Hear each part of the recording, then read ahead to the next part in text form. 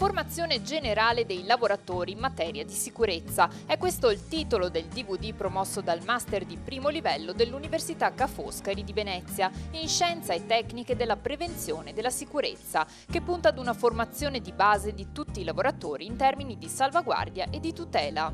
A sostenere e promuovere il progetto è il COBIS, il Comitato Paritetico Bilaterale Regionale per la Sicurezza. Il COBIS è un organismo bilaterale che è costituito dalle tre organizzazioni sindacali CGIL, CISL-UIL, da Confartigianato, CNA e Casa, che rappresentano le imprese artigiane.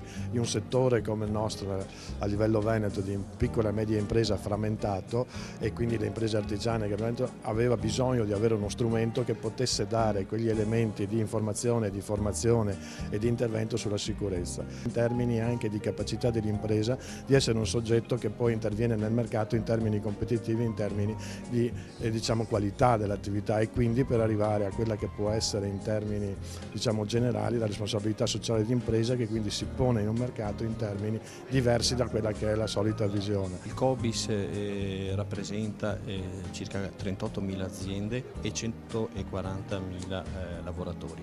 Negli ultimi 4 anni la bilateralità veneta, sia come EBAB e come COBIS, ha messo a disposizione circa 6 milioni di euro, di quali 2/3 già spesi. Quando parliamo di sicurezza io dico lavoratori e anche datori di lavoro, perché il titolare artigiano lavora molto a fianco dei suoi collaboratori dipendenti. Se la formazione è utile, applicabile, efficace, allora abbiamo vinto la sfida. Le aziende lo capiscono e fanno partecipare sia i lavoratori e anche loro stessi.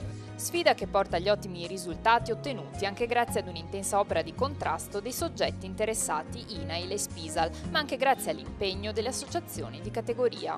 Il DVD sulla sicurezza nel lavoro vuole essere uno strumento innovativo di supporto didattico che mette al centro il lavoratore delle imprese e del settore dell'artigianato e la realtà con la quale si confronta ogni giorno. L'anno scorso è entrata in vigore una normativa estremamente importante che riguarda la formazione di tutti i lavoratori di questo Paese. Abbiamo quindi la possibilità di dare un ABC della sicurezza a tutti, e questa formazione generale, quella di cui si occupa nella fattispecie DVD, è fatta e studiata appositamente per loro.